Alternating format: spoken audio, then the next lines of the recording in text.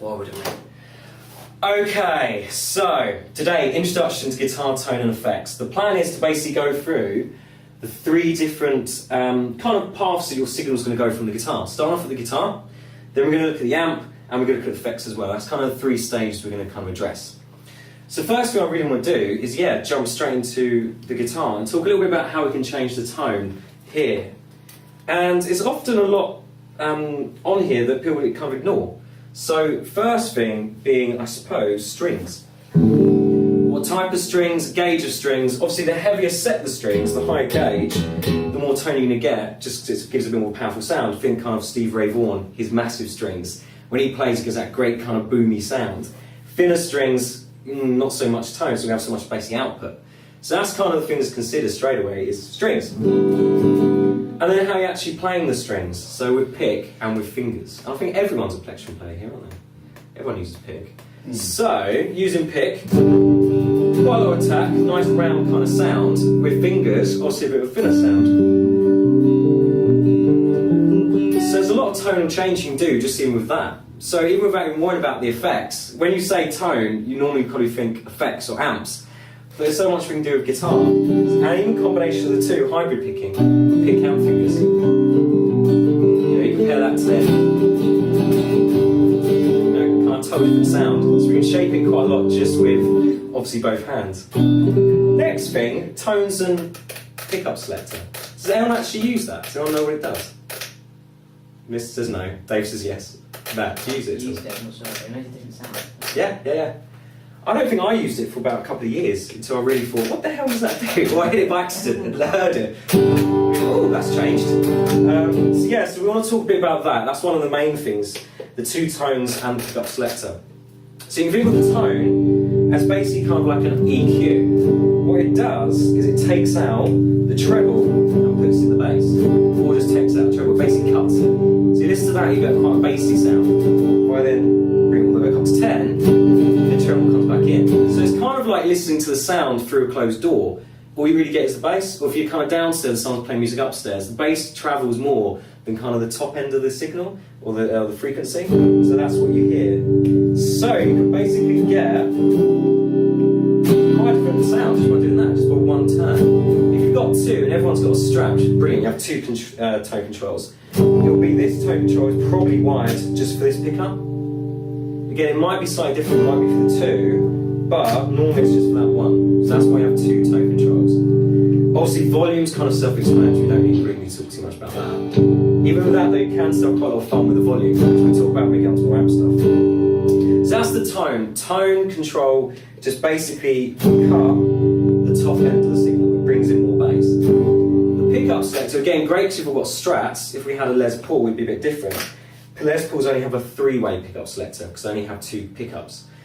Strat has 5, and 5, if we go down to this one, which you call the bridge pickup, which is next to the bridge, or basically selector 1, so that's the first position, we are selecting this pickup. So that's the only one we're going to hear. And it has a brighter output because the strings are more tensioned, so you get more top end. If we move up one more, we have the bridge and the middle pickup. One more, just the middle. One more, middle and neck. One more, just the neck. So again, there's quite a lot of tonal variation just in those 5 selections. And my neck one, that's on the neck, the bridge one's sunk quite a bit. I didn't mean to raise that for today. Because it should be fairly even, or even more of a boost. You can kind of think of that, which is a humbucker pickup, is basically 2 pickups in one. These are single coils, that's basically 2 single coils wound together, so you should have more output. It does, because it's sunk down a little bit. You can't really hear it well. So, why I want to choose this one is to say it's more brighter, it gives a bit more, you can hear it straight away compared to the neck one. So if you're doing something like country, if you're doing like a country style sort of thing, it wants that kind of brightness. You want to kind of try and mimic kind of a Telecaster sound. Telecaster fame for that kind of bright sound. So by picking the bridge pickup, you'll get more of a brighter sort of sound. So it'll be great for that kind of style, as opposed to that, which is quite bassy. That's a bit more top on it.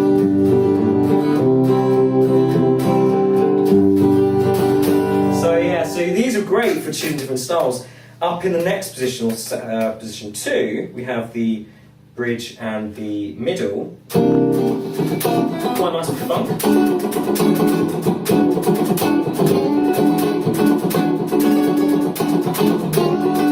Again, they compare that to a bit more basic, a bit more round sounding. It's just a lot thinner down there. Middle is quite evenly balanced. It's obviously in the middle, so that's quite nice. Just a nice round sound. Then the 4th position, middle and neck, has that great kind of Hendrix sound. And I was hoping there's a thicker pick on the branch. Really nice Hendrix sort of tone. Again, compare that to something like down there. Really thin, but it's quite nice. The neck, which a lot of people tend to use, because again it's nice for everything really, a nice bassy round sound. But if you're playing in a band or you're playing with other people, you may find that gets a bit lost in the mix, especially if you've got a bass player. The sound won't cut through, so that might be then a good choice to then choose a different pickup, because it'll cut through more to the top end. So it's these kind of considerations, but the goal of today is to be able to hear a song now. And not just, because we're probably already kind of tuning into listening to it and thinking, right, that guitar, oh, he's playing chords, he's playing a solo, well, that sounds a bit minor pentatonic, maybe bluesy. What I want everyone to start thinking about is, oh, that sounds a little bit darker, that sounds brighter. So perhaps he's using this pickup, he's using that pickup. How can I dial in that tone to get Keith Richards' kind of sound? How can I dial in tone to get more of a Hendrixy sound? These are kind of what we want to train our ear to hear, is really a bit more in depth of how to replicate what we're hearing. That's really the goal of today, and it really starts with the guitar. If we can start looking at how we can just change a little bit of tone there, there's a hell of a lot we can do. You look at players like Jeff Beck, he's forever doing this. For a song, you'll probably be playing open chords, but he's just forever just shaping that sound, changing pickups, just changing every 2 seconds, and completely engineering his sound all the way through one song. Cosway does Lovers is a really good one. He does a lot of volume control there, where he plays volume swells, where he brings up the volume and the sound kind of fades in. There's no attack of the pick, it just comes in very gradually, which is great. I've got a bit of a crackly pot, so it ruins the sound a little bit. But if you want someone to look at for really the controls on a guitar, Jeff Beck is brilliant. So yeah, check out him. But yeah, so that's kind of the idea on the guitar front. There's a lot we can do there. If we move over to the amp and kind of really bang on time, unless any questions with the guitar side of things, does that make sense? Yeah, the only question I got is I got this extra switch. Aha, yes! What's that? I can hear the difference, but I don't know what it's doing. So, it depends how it's wired up, to answer the question with another question. Only pressing, you'll probably find it's just, which one is it? It may be bringing all 3, it may be bringing 2. It's going to basically do a different combination of those pickups. I'm not sure what. Okay. So it depends how it's wired. I think it's adding one in or something. Yeah, because like I say, if you can hear it jumping out, then yeah, there's more in there, so it's giving more output. Okay. And you find that as well, different guitars will have different combinations. Even some pickups you can have wired out of phase to one another, which Peter Green has, which is kind of part of his kind of sound, which is kind of, I suppose, a little bit wrong. But yeah, it sounds right. It's kind of one of those things that probably happened by accident, but it just sounds great. So there's different combinations, different wirings you could do with these, away from the kind of the normal 5, which will obviously have a different impact on the tone. And yeah, and say little switches like that will do that too. So there's loads of nice little things like that. You can hear guitars now, I can't remember what Fender call theirs.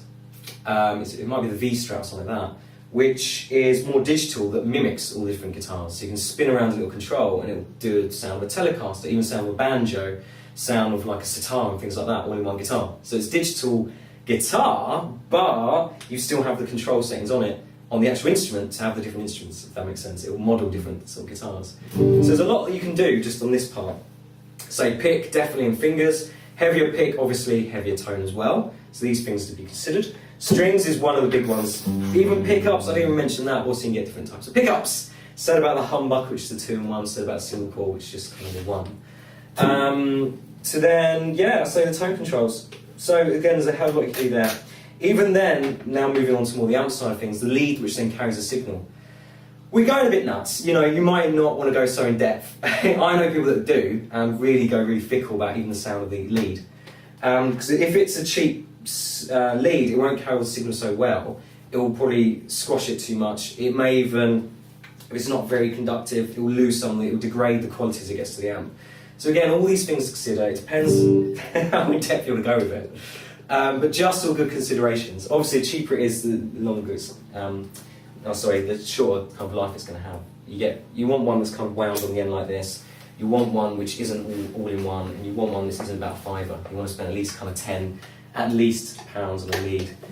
Where did I have it? My Planet Waves one has lasted years and years and years. So that was about 20 quid. So you invest well in a lead and it will last for a very long time. Okay, should we move on to the amp? And I've got a range of amps. I've used this as an excuse to kind of get out of everything really. So firstly, it's the different types of amps. So valve, solid state or digital, and then hybrid, and then even kind of this side of it, which is still digital, but now the kind of nowadays, the iOS, Apple's kind of amp, if you like, and IK Multimedia, which I'm using. So, who uses a valve amp? Does anyone use a valve amp? And by valve amp, I mean, has it got these glass kind of tubes in the back of it? Or does everyone use a digital amp like this? Or does no one really know? Matt? I use a digital one. I think mine's digital. I think it's digital. Yeah, it's funny, isn't it? Because again, these things you don't necessarily probably think about, just as you probably don't think about the pickups or your selection of it. But they make such a huge difference to the sound. And again, depending on what artist you want to play or genre of music, picking the wrong amp will probably not help try and get the sound you want. Even picking the wrong guitar, you know, if you want that thin, country twang, you go maybe a Les Paul, an SG, you can still probably get it, but if you went with a Telecaster, you're more likely to get that sound. Especially if you want, you know, you're looking at people that use that, that's what you want. And the same if you want that kind of slash dark, heavier kind of rock sound, then Les Paul's probably the way to go rather than maybe a Telecaster. So these are things to consider. And the same with amp. If you want that kind of great, bluesy, classic rock sort of sound, a valve amp will give you that. The difference between a valve amp and a digital amp is the valve, hence the name of it, the vacuum tube, or the tube. You know, they're called valve amps or tube amps. What these do is basically colour the sound. That's the whole point of them. The sound goes into the tube. You can then crank that tube up, what you call saturate it, where the sound gets squashed, and basically overpowers it, overdrives that cylinder, if you like, that tube. And then what happens is it overdrives. And that then creates the distorted sound, which people basically want. The digital amp just mimics that. So that basically copies what this does naturally, if that makes sense. It does it organically. This just then tries to copy what it does. So valve amp replicates the kind of classic distortions you hear in The Who, Hendrix, those sort of bands. It's that sort of sound that they'll use is a valve amp. And it sounds a lot smoother sounding distortion. On a digital amp it can sound a bit harsh, because again it's mimicking it, it's not natural, it's copying what happens. Like anything that's digital, it's not exact, it's just a replication of it, it's not going to be the exact sound that it is. The problem though with valve amps is they're expensive, they're bloody heavy, they weigh a ton, because you need a lot more components to drive them. Digital, as you already know, in your phone, what that can do with a small chip is amazing. With something like this, you need a lot more to run the valves, you need a lot more to power it, transistors or diodes, these sort of words, these sort of old style technologies. It's just a lot bigger. So it's a lot bloody heavier, it's a lot more solid as well. So yeah, that's one of the main considerations with valve, it's just a lot heavier, it's a lot more expensive. But you get a richer tone. The difference as well is you do not have your built-in effects. With this one, it's got so many effects in it, like distortion, like delay, reverb, all the kind of effects we will talk about in a minute anyway. But I'll show what I mean. You know, with a flick of a button, we get all these great sort of sounds. I can choose different amps as well. And by amps, what I should start off saying actually, these are combos, meaning it's a combination of the amplifier and the speaker in one package. You can get separate, so you can get separate heads, which is all the kind of controls if you like, and cabinets, which are speakers. And this is basically mimicking different types of amps and different types of stomp boxes, different types of effects. It basically does it all. And that was maybe £250. This was £750, and this was, I think, when it came out, maybe 350. And again, none of these have effects. This has reverb, which doesn't work. Only today I found that out. This has reverb as well. That's the only effects they have built into it. This though, if we look at what it has in it, reverb, tube screamer, it has wahs, it has ring modulator, it has loads of effects. So it's a lot cheaper, you get a lot more from it, but it's just not, we can hear it's not metallic sounding. Again, I'm not set up or fine-tuned it, I'm just kind of give you an idea. Again, a swing of a button, you get fuzz. If you like the black keys and bands like that, that's what you want. Again, spin of a button, again, analog. Kind of filter. Lovely. Again, spin of a button, I haven't... It's kind of like the Wheel of Fortune, you never know what you're going to land on. Auto bar. So there's a lot more settings, there's a lot more you can do with a digital amp. It gives you a lot more room and scope, all in one package, rather than having to get the individual kind of effects and things. But, as I say, if you're a real purist, you can hear the difference, and you can hear the difference if you're not. It sounds modelled, it sounds copied, it sounds, dare I say it, kind of fake. But that's really the big difference between digital and valve, or analog if you like, is that it's just copying the sound. I don't know if there's really anything else I want to say about that. What I do want to talk about, though, are the settings on it. So on everyone's amps, does anyone ever play around with treble, middle, bass, or things like that? Does anyone know what it actually does? I only do it vocally. I don't. Oh, okay. Yeah, because I've got an amp and mixer and stuff, so I do all that vocally. But Well, I don't so you- do it. I don't do it. I'll say you've had experience with, obviously, gigging Yeah, and stuff yeah. you know about on board. Yeah. But not with the guitar though. Completely. Cool, okay. Because again, we're back down to the thing of, we want to hear a sound and listen to it and know what to change to get that. Think of it again just like an EQ. Your sound has these three sections, has the bass or the low end, has the middle section, has the top end. So again, if we're looking at country, you might want to dial in more of the kind of the high. Gives you a bit more of a kind of sparkle. But equally then, if we're doing more rock, you want to bring in maybe more bass and mid. And in rock, you can even scoop out the mid, which gives you kind of more 80s kind of rock sound. Where it's got no mid to the sound. But then you'll see it'll sound quite hollow. So again, just having a general idea of what these are and what you can get from them. And then what would suit each style, if that makes sense. So you can basically what you call tone shape. So you have your basic amp sound, your basic tone, and you can shape that by just playing with the high, the mids, the treble. That might be the only ones you have. You may have like a presence or something like that, which is kind of like an overall EQ. If you have something called presence or tone, it might be called. It does the very high frequencies, all in one kind of knob. You don't have the separate ones for that one, it's just one. What else might we have? We may have different channels, depending on what amps we've got. What amp have you got, Matt? Do you know? I've just got a basic channel level. What have you got, Dave? Fender Franklin. I missed you know. I know there's a little box amp. A little wee one. What have you got?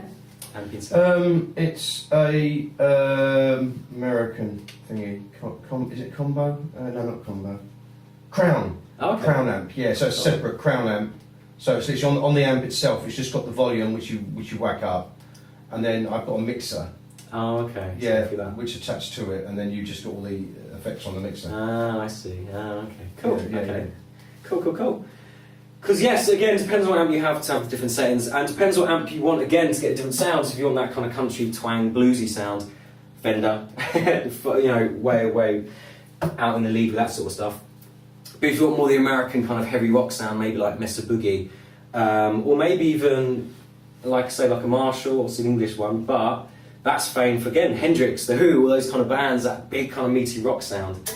So again, that can play a part in, it's really what sound you want to obviously get the tools for it, and then have an understanding of how to then manipulate the sound via the controls to then shape the tone you want. That's really, again, what we're kind of after here. So, what else do I want to say about the amp? I think that's mainly it. The only other thing is really going to effects, because I want to talk about this one, which has got an effects loop. This one has as well, actually. The valve ones do, this doesn't, because the effects are kind of built into it. Again, I'll talk about this in a minute. What else do I want to talk about? I'll keep quickly talk about the stages of an amp, but we'll do that with the effects. But any questions with the amps? Is that okay? I'm kind of flying through it because I want to get all the fun stuff. Are we going to listen to that one, the valve one? Yeah. No, I didn't know whether you just listen to. Yeah, I've kind of left it, haven't I? I'm a bit down on this one today to say the reverb doesn't work. It always used to. I think it's just been sitting out. It doesn't like it. So you can hear that, it just sounds really dry. You know, it sounds dead. You need that reverb to obviously bring it in. But the great thing about this one is 2 channels. So flip the switch and you get kind of distorted sound. And by then putting up the drive, again I'm feeding it more and more through the valve so you can hear it gets distorted. A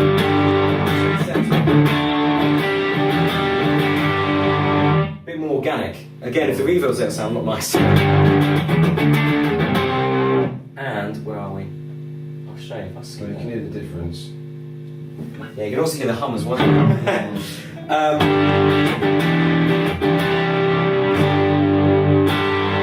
And if that was enough, you can get more drive. So you see, it gives it a boost. There's even some more controls on here. Where are we? Normal bright, which will give a bit more of an increase. It's like a top end boost. Give a bit more sparkle. I'm really annoyed that the reverb doesn't work. You can probably tell. So yeah, that's it. One thing to say probably about Valve is that is only on 1.5 volume, and it goes up to 12. So give you an idea, if I put it up, that's on 4. And that's me obviously hitting a normal kind of, you know, attack, not too loud. So the problem with valve amps, to get the kind of the sound out of it, you really need to whack it up to get that tone. And to get the valves really driven, you need to go way high. And that's why when you record an amp normally, you record out the room. You have the amp in its own room, just crank to the max, just because you know you do yourself damage obviously in the sound in the same room bit. To get around that, you get some amps now which have attenuators in it, which can drop the wattage. So the output of this amp is 60 watts. You can get amps which are like half a watt, or like 4 watts. And you can have ones that you can flip a switch and it will drop the wattage. So you can have like 4, 8, and even up to, you know, like 60 or something like that. The reason you do that obviously is so you can crank it up then and have it distorting, have it overdriven, but without kind of the earache that come with that, with something like this. It's the only problem with valve amps, to get the rich tone you need to crank it up. And say I was on 4, it goes up to bloody 12.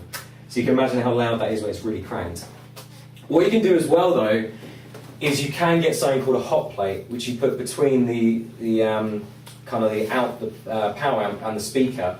And what that does is you can crank it up, it goes into the hot plate, it then turns that power into heat, hence the word the hot plate, and then you can, it's like a big volume switch. So the amp's still really overdriven, it's cranked up, but you control the overall volume via this hot plate as it's between the amp and the speaker.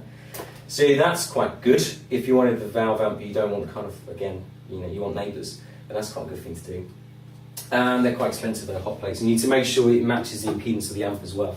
So you don't want that because it will deteriorate the valves. What else do I want to say? Yeah, that was good, Peter. Good enough. That's good. So me to play. Cool. Might have a quick chat touch on that one actually. Didn't go for that one, and I'm really wanting. So that goes through kind of, as I said earlier, the kind of technology that's been around for years. Valves were invented, I think, in 1904.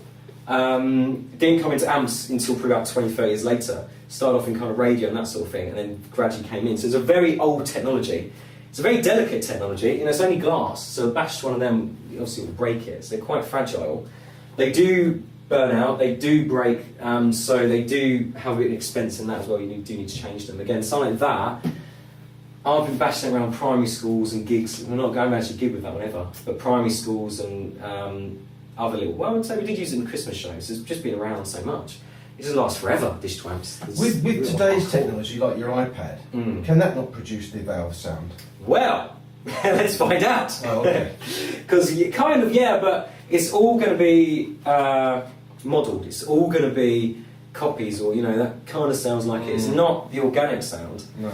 because obviously it doesn't have valves. You can get, say, hybrid amps that are both, that have the valves and the digital, so you get the best of both. Getting fairly expensive, but that's kind of the best of both worlds.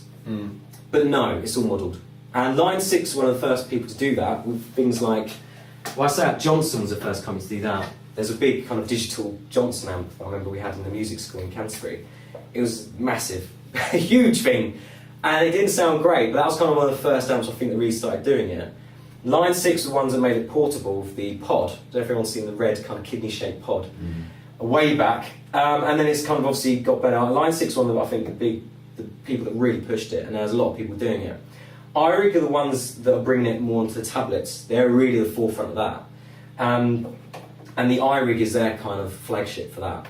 So what iRig does, it takes obviously your signal from the guitar, your analog signal, and then converts it into a digital signal, and then puts it into your iPad, and then it goes into the app, which then you can shape it via these controls. But if you look at it, it looks like an amp, you know. The actual display is brilliant, and it's so touch, you know, it's really responsive. Look at that, how smooth that is to change the tone or the bass or the contour or something like that. The effects as well, you know. This is the great thing about a digital amp or a multi-effects, if anyone's got that, a pedal which does everything, is that you can play around with it. There's a lot more scope because it's all there. It's very cheap because it's digital, so you have loads of effects. So you can really get into there and play around with it. But yeah, this is great fun. So the output from that, you're just putting into the sort of clean bit of your amp, Yeah. just to utilise the speaker, really. Exactly, yeah. Okay. That's the only problem with this is, unless you've got headphones, obviously the speaker on there is just too small. And I kind of, again, I glossed over speakers. Again, I don't think any of us are going to be really techno, you know, geeks when it comes to this sort of stuff, so I'm not going to go too nuts. But speakers, this has got two 12-inch speakers in it. I think this has got one 12. 12-inch speakers, kind of the size everyone uses, kind of industry standard. When you get obviously small amps, they get smaller and smaller. But yeah, with this, you could just get like a Bluetooth speaker. And IK Multimedia now do an iLoud, which is a Bluetooth speaker, which actually has this kind of software built into the speaker, so you can literally plug your guitar in the back of it. That then goes to your iPad to get the effects, and then comes back again and adds it to the signal. So it kind of does this big kind of loop around. But that's really good, and it's really loud, hence the name of it, iLoud. It's only, you know, a small thing. But yeah, you need separate speakers. I'm using this one. I'm going aux input, which means it bypasses all these controls. Aux is just going straight into, like I said, it's just using speaker basically. So hopefully it'll work. It works, and we're well away. I think it's amazing because that is the size of your amp basically. That's it. It's just that little kind of tiny little box. It's brilliant. But then we've got so much we can do here. As I say, you can change our gain. And that's called the iRig, that little thing. iRig, yeah. iRig's the control. iRig's then the app as well. There are different apps. iRig's, you know, the one that you just get free. Cheap as chips as well, because this was £60, but this is the high-end HD version. I only got it because I'm probably will record with it at some point, so I want that kind of that audio quality. They do one which I think 20 quid, which is their kind of first one that came out, which is still just as good. The good thing about this one as well, it has interchangeable ends. So you've got kind of 30-pin one, you've got the lightning connector as well. You can also have USB, so I could use it on the Mac. So you can basically use it on any iOS system. So that's quite handy. The old one is just 30-pin, it only goes on the iPad or the iPhone, or the old one. So that's it for connecting, and then I say you fire up the amp, or the app, and then we have all these. And the great thing about this as well, you go to the store and you can buy extra amps, you can buy extra effects. You even do, what do I want to say, like packs. You get like a Jimi Hendrix pack, where you get his amps and the sounds, and then you click a button, you can have it sound like Wind Cries Mary, you can have it sound like, you know, All on the Watchtower has all the presets built in. Again, something we don't get from the analog amps. This is a great kind of advantage of digital. It's all digital code, you can copy and paste it. You can just take an effect or a sound and just bring it into your amp and mimic the whole rig of someone, you know, like a Jimmy Page sound or something like that. Brilliant. But again, it's just really cheap. They're like £5 to get the whole Fender rig, which then have it sounding like the big Fender amps, even the small kind of Bassmans and things like that. So it's really cool. Again, you can be really geeky about it. You can even change your microphone and the placement, how far away it is from the cab and things like that. You can really go in depth. Again, we probably don't want to do that, we just want to have a bit of fun and get some sounds. The cool thing I like about this as well, actually I'm going to smash that up in there and put that down, is press a button and eventually when it spins over, you can have a recording studio. So you can record your guitar, and if you look, it's the old reel-to-reel sound. Brilliant. Another click, and you have... Dad's still got one of those. He still uses it. What we'll talk about in a minute when we go on to the effect stuff, well, yeah, there's an effect that mimics that. And then look, recording studio, you have multi-channel. So you can overdub, you can record a part, record a part, record a part. You've got tools, so you can have a tuner, you can have a metronome. Presets, we were talking about that a minute ago, so we can bring in, you can record your own presets, but I think you can download probably ones for the web as well. What have we got next? I've clicked on drums. Drums is cool because you have a drum kit, so you can play along to a drummer and you can have different styles. I think Latin's in here in a minute. You can bring in different grooves, you can obviously change tempos, all that kind of stuff. So it's not just an amp, it's basically a whole practice tool. And it's just so fun. Yeah. You know, you can lose yourself in this for hours. It's got a song kind of component, we can bring in a tune, you can change the volume, you can speed train it so you can drop down the speed of it, so you can obviously try and play along with it, learn the part. You can A-B it, which means you can set an A point and a B point and a loop between those two. So it's just really, really cool. And you don't need an iPad. I can do it through my Apple Mac, can I? Yeah. Yeah, You yeah. can do it through, This app is more, there's more in it on this app. On the iPad, sorry, there's more controls. Oh, okay. On the desktop one, there isn't that many. I don't think it does all these fancy bits, Right. like the recorder and things like that. Oh, okay. But you can do more processing and you can play around more with the effects on the the Mac one. And I say, then you go to store and then you can buy all these extra packs and stuff. Like Slash has got one as well. Orange is a new edition. I think that's the newest one. We can buy all kind of the Orange amps digital. There's just so much you can do. It's brilliant. But as a practice tool, this is what I kind of recommend to everyone now, because you can do so much with it. Brilliant. And this is my newest toy, a digital floorboard, which I'm sure I've told everyone about, so I'm really excited getting it. It's Bluetooth, so there's no wires, and you literally, if it works, I don't know if you can see that, it's turning the delay on and off. Oh, yeah. So you can control it, and because it's MIDI, which means it's just digital signals going there telling things to turn on and off, you can basically program it to do that to anything. So you can set that to control basically any parameter you can see. It's just very clever. So you can play along, flick at that, then we have a delay, and then it's gone, delay, slightly long one there, so you can have different types.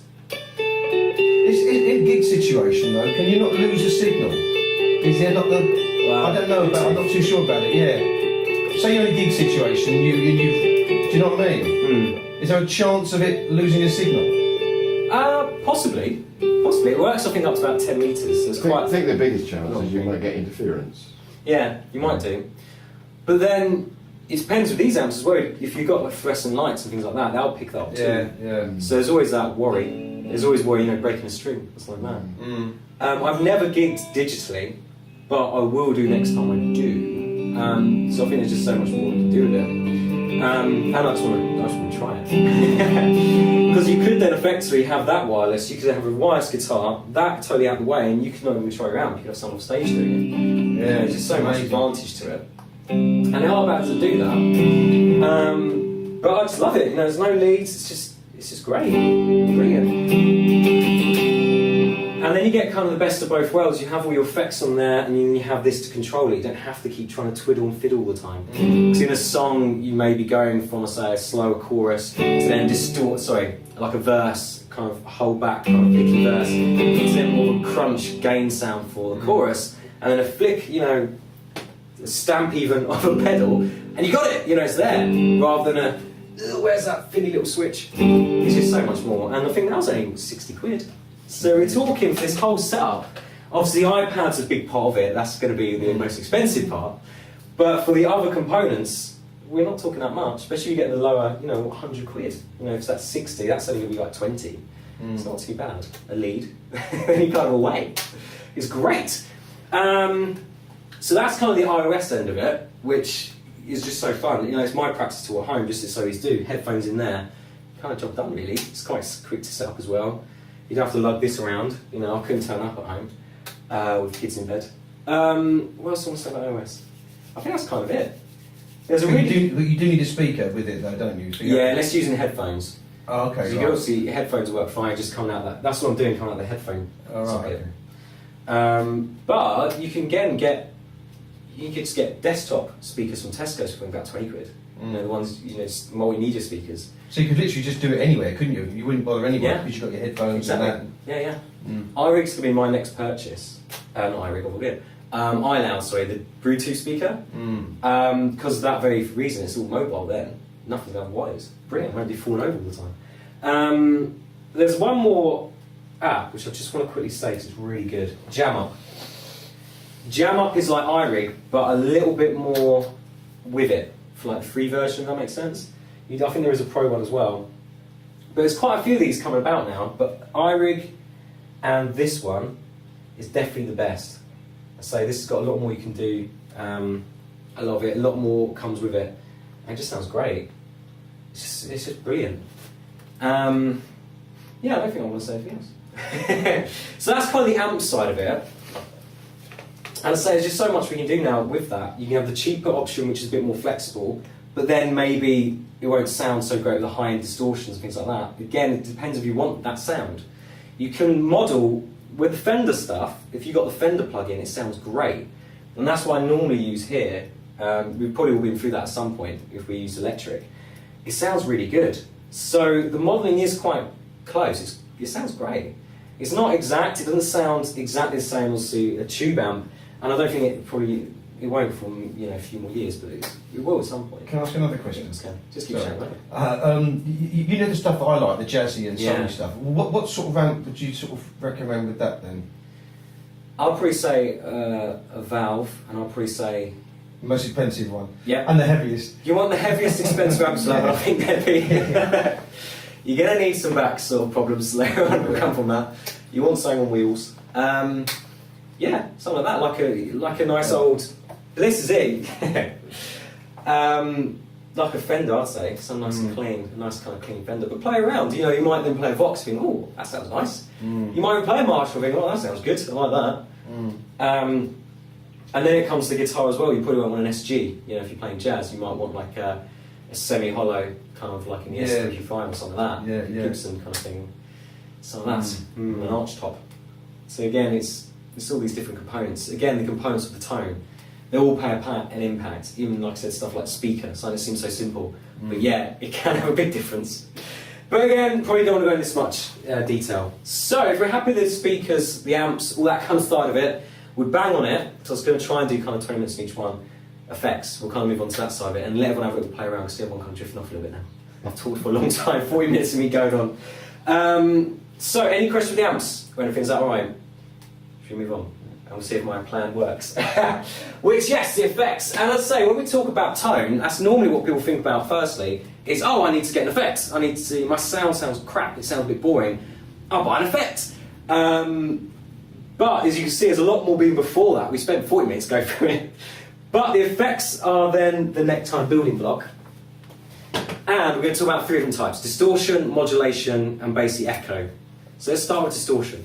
We've already talked about overdrive. Overdrive is when you crank something up, then it creates this overdriven sound in the tubes. It's a very natural, organic sound. It's just making something too loud. And then the outcome of that. So, if everyone gives themselves a strum, we should have some sound. And I'm going to lob on a distortion, but an overdrive pedal. That's not the one I wanted. Oh, that might be the one I wanted. Yeah, let's go for that one. Let's turn it down a little bit. So, if you give it a strum now, and all it's really done is basically giving it kind of a boost. So a lot of people use an overdrive pedal as more of a boost pedal. So if you come into a section one a bit louder, maybe like a lead section, just gives it a bit more oomph. But you crank it up, then it's going to give it that kind of saturation, it's going to give it that overdrive on top of that, so it gives it a bit of gain. Again, famous exponents of this would be people like Eric Johnson, people like Steve Ray Vaughan. He's famous for his kind of overdrive. He uses the Tube Screamer, Ibanez Tube Screamer, which is kind of the classic overdrive pedal. And so it's not really coloured the sound too much, it's just amplified it, it's just giving it a bit more oomph. It does what this does, but it's a pedal to do it, if that makes sense. So rather than cranking up your amp and blowing everyone's ears off, you can get a pedal that mimics that same effect. So that's what's happened here, that's what it's doing. Sorry guys, I realise I'm not plugged in. So, if you want that kind of oomph, that's the way to get it. It's just distorted. Then if I turn down the drive, again, the drive is a control that's driving that up, driving it to overdrive, then you're just going to lose that. control there that's going to control that effect. Another thing which I didn't say earlier, if you've got an overdriven signal and you want to clean it, an easy way of doing that is to drop in the volume. You hear that now, it's gone quite clean. Crank up the volume. It's not overdriven again. So that's a really simple way of controlling the effect without really controlling the effect and getting in and twiddling with it. It's so simple using the volume. So I guess what you're doing is you're taking down the basic input to the overdrive Exactly, yeah. in the first place. Exactly, yeah. There's not a lot going through it, so it can't have that much effect on what's going through it. The signal's lessened. Level is making it louder, basically. And then tone is going to be like kind of like an EQ. It's just going to be either more bassy or put in more treble. So they're kind of the three controls. But yes, tube scream is kind of the famous one there. The other side of this, because there's kind of three types of distortion we're going to look at, or they're all kind of in one, is overdrive, distortion, and fuzz. They're kind of the three you may hear of mainly. Similar, but I say the overdrive mimics overdriving valves. The distortion has more of a coloration of the sound, so it kind of takes the sound and plays with it more. It kind of makes it. So let's grab a distortion. You'll hear it, it colours it. It's not just overdriving it, it's actually changing it. It's giving it a lot more overtones, it's giving it a lot more, yeah, it's more of an effect in the kind of traditional sense. It's affecting the sound a lot more. Again, very similar controls, but we have this distortion, which then adds in more of it. So you want this mainly on more your heavier sort of styles, I mean your metal, or kind of heavy rock.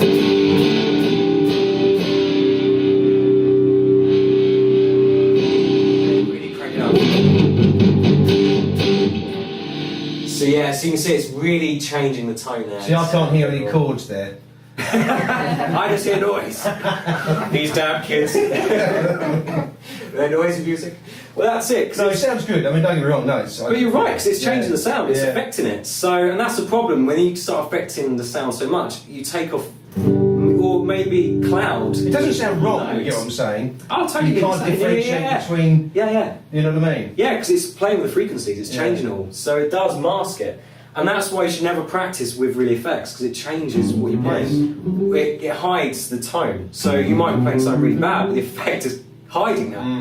You might have muted notes because the effect's colouring the sound. You don't hear it so obviously. So they're the first two, overdrive, distortion. I was going to play some samples, but I don't know if we've got enough time. Well, I will make time, sure. Even if we just have a little burst of them. So stuff like Steve Ray Vaughan. Again, this is actually overdriven, you get a great kind of lush boost really. But it's still quite clean, it's not heavily affected. But then if we took something like, maybe stop my kids, you can hear straight there. Even for his bass. And it's kind of hidden below the bass. The bass is more probably to call funk.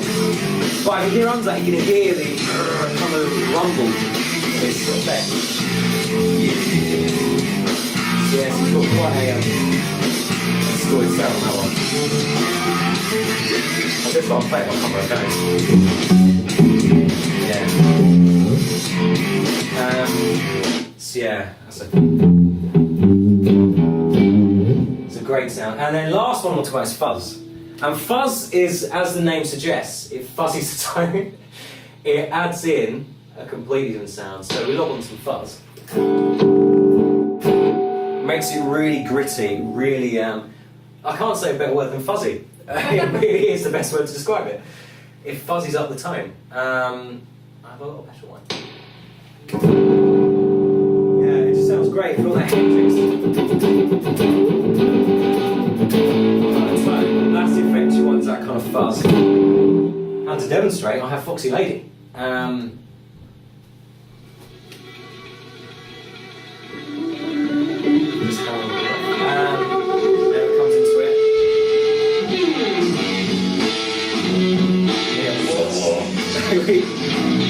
Fuzzy is the best way to describe it. Sort of totally guitar. So again, all distortion types, but just slightly different. Next one to jump onto is modulation. And modulation is changing the pitch and things like that of the guitar tone. And chorus, flanging, and phasing is what we're going to talk about. So all three of these work very similar. They take the guitar tone or signal, they cut it, and then they basically bring it back together, but they change the pitch of one of them or the delay of one of them. And as it comes back together, it then puts it slightly out of the other one. So you have the signal is cut in two, one of them's processed, and then it comes back together. That's kind of the idea. With chorus is a nice one to start with, because that's just delaying the signal. It's not doing millions of things, but it does sound like there's more than maybe one guitar playing. It kind of fattens out a little bit. Yeah, I do that with my voice sometimes. Yeah. Yeah. Yeah, it sounds a bit fuller. It sounds like it's like an overplay of different songs. Exactly, yeah. So that's a really nice effect. Just add a bit of kind of sparkle. And then a great example of this one would be Come As You Are. Sounds lovely. Again, it's a different tune. So that's a great song to kind of show that. Then maybe on to Flanger. And now I'm flying through it. But I'm aware we're kind of running out of time. Flanger. Sounds a bit like kind of a jet sound. And that's because it's putting on shorter delay than the chorus, and it's gradually changing that delay. So it creates kind of like a wave. It's like sounds like a wave. It's a Doppler effect, if you know what that is. When a car kind of goes past you and it gets loud and quiet, it's that kind of effect. So it creates a natural phenomenon. That's nice. It's not something that's not around, if you know what I mean. It's kind of quite an organic sound. And a great example of this one is Andy Summers. I like him.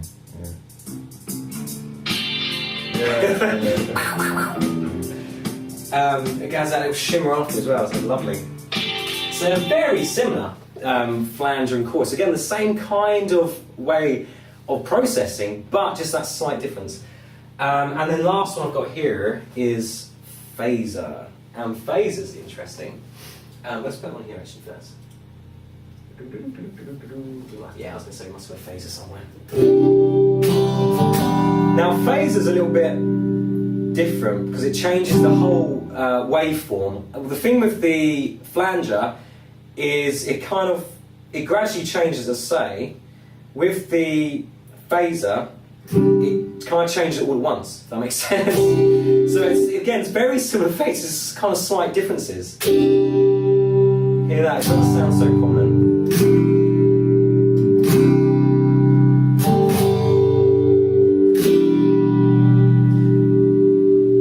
That sounds lovely. So I kind of really, yeah, you can hear it after it sounds really lush. And it's changing things all the way through it. That's what I meant to say. So a flanger changes the whole thing. This one changes elements of it and brings around the term phase is it gets the signal and puts it out of phase to one another. And by doing so, it cancels out some of the frequencies, so you can't hear some and then hear others. So when you play a long note, you can hear it a bit. Yeah, it kind of peaks up and down. It has these kind of, the waveform, we have these kind of peaks and troughs. The other one's a bit more uniform. This one is a bit more random. So you can hear it kind of moving. It kind of goes around a little bit more. Again, I'm not using very good words here, but I'll show you what I mean. And this is quite what I'm saying. He's using his hand, scratching the strings to do that effect. That's what he's doing, yeah. And it's the effect that makes it interesting. It's not too much. But it's a great sound. And this is a great example of how effects can shape a guitar sound. It doesn't have to be the notes you're playing, it can be the effect you're using. Van Halen, a great example of that. The guy I've Rage Against the Machine, which name now totally has left me, Tom Morello, he uses effects to again shape what he's playing and make it interesting. For instance, he uses a pencil on the strings and then delays that to create like a helicopter sound. He uses his tone selector. He has it's not Gibson, but it has a three-way selector. He has two volume controls, one for each pickup. He turns one completely off and one all the way up. And then when he flicks between them, he has a sound on, sound off. Does it quickly, it sounds like a DJ scratching. Right. So it creates all these kind of effects. Edge is another great guitarist to look at, a person who uses effects to kind of create like a more of a soundscape. It's not so much the notes he uses, the effects he uses on top of that makes his sound. So yeah, you can really have a lot of interesting, sounds with effects. So there's phaser, again, very similar chorus, flange and phaser, just slightly different. And the next whole kind of band to look at is delay. Echo, delay, and reverb are kind of three we're looking at. Echo and delay, very similar. You can think of echo, as we already know what an echo is. We say something, it then rebounds around, comes back to us. It's kind of like a longer delay is probably a good way of thinking about it. Delay is shorter. Cheers, Pete. So that's probably the best way to explain those two, echo and delay. The other one, reverb, is a lot more natural sounding. As we saw there with my amp with the reverb gone, it just sounds dead. Dry. Yeah, it does sound right. When I'm talking now, my voice is bounced off walls and it's all coming to your ear. You hear reverberations. That's what gives it that kind of natural sound. Without it, it sounds really weird because we're so used to it. We don't hear many dry sounds. It sounds very strange. So you don't. And you were saying when you do recording, if you like in a recording studio, they've got to do it dry, haven't they? Completely dry. So then they add the effects on afterwards. Well, it's easier to do that if you do it in kind of post. Problem is, if you record something with effects, you're then locked into that effect. Yeah, you can't. I've done that before, where I was using this amp and I didn't realise I had so much reverb on it. You couldn't change it. It was quite late in the day. I've been teaching all day, then we recorded. I think my ears were a bit shot. And I noticed that, I thought, bloody hell, that's really drowned. Yeah. And you can't do anything about it. You'd have to go back and re-record the whole track to do it. But when we recorded our first book, the electric guitar book, we did everything through IK Multimedia stuff. So when we came back to it, thought, oh, that's quite harsh. You know, I want to sort out. You just go in there, open up the project, and just change it. It's so much easier. So yeah, or like I say, if we'd done a dry signal, that'd be the other way around it. We could then just put the effects on after and then change that. So you then put the sound that you've got recorded through the effects and back into kind of the computer. And you can then change it that way. So yes, there's kind of ways of doing it. The great example I have here for effects, I've already said his name. He goes by the name The Edge. I don't think it's playing, it's a stupid long intro. Streets have no name, he's famed for his delay. Again, you take the delay, it's only 3 notes. I think 4 in this one actually. Even that, he's just playing a couple of notes, it's really. How's his delay? So he's not actually doing that. He's not actually doing it. So how's he playing that then? Well, I'll show you. With a delay, the whole point of a delay is it takes the sound, chops it, and brings it back on itself, and creates repetitions. So it builds up this huge sound when you've only got like one note. It's a mini loop, really. Yeah, it is. Yeah. And you can create via that. Well, I'll show you. Let's go on up so we can see what we're going about. Echo Man might be the one. He uses. I didn't write it down. So is he just doing? Is he perhaps just doing crotchets there then? Well, with the delay, you can change it. So you can have your delayed signal repeating at different note values. Yeah. So different kind of speeds. Yeah. So you can set it to what you like. And that would be kind of this delay and feedback even, so how much of it's coming back. You can hear there, it just keeps going. Yeah. So that's actually quite a nice effect. Yeah. You can then keep that looping and play something on top of that, sound really nice. And now it's starting to build up. Shit, where's that going? So it's building up. It's amplifying as it's doing it. Blend just brings in more of the signal through. So yeah, so you can have, I say, something quite simple, but really, like he's doing there. Yeah. And it builds it. And I'm only playing, say, a few notes, but it sounds lovely. It gives it its whole soundscape. Again, I'll have to fine tune that a little bit more to get exactly what he's doing. But he's only playing that. A little kind of, what's that, a D bar chord, put in this kind of fourth. That's it. It sounds lovely. You know, it's famed for that. You know, not very complex stuff, but it's effects that give it that. And that's why, if you look behind him, maybe not so much anymore, but there's a great video of him in his studio, in Ireland, I think it is, and he shows his floorboard, and that's only got 4 controls. His floorboard's got about 44 controls. Massive. So many effects. He's just insane. Yeah. God knows I remember them all. So yeah, you know, he's that end of the spectrum. He's effects mad, that guy. Right, so that's all the effects basically done. So we've gone through guitar. Again, talking about how different strings, picks and fingers, that kind of a debate there. Even different leads can change the tone. Pickup selector, tone controls. So the amps, the 3 different main types, your valve, your solid state, and then into more kind of digital app kind of world. talking about the benefits of using each one, the differences in the kind of the sound, and obviously kind of really what you're after as a player, or what kind of genre you're trying to replicate. Effects, looking just really, there's so many more, but they're kind of the three big ones that I thought would be good to look at. So distortions, overdrive, distortion, fuzz, modulation, chorus, flange, phase, and then delay, echo, delay, reverb. Again, today's only really an introduction. Later on we can do more in-depth ones about just the effects, and we go more into actually how to shape the tone, what the different kind of knobs do, for instance, what the difference between rate and attack and delays and feedbacks and things like that. But yeah, any questions? Anything? Is that alright? Pretty good. Very comprehensive. So we'll probably will need the video, which hopefully will go alright. Yeah, right. But I'm going to make this into more of an article as well on the website. If you've seen any of the videos I've done, I'll try to do that. But yeah, cool, that kind of concludes it then.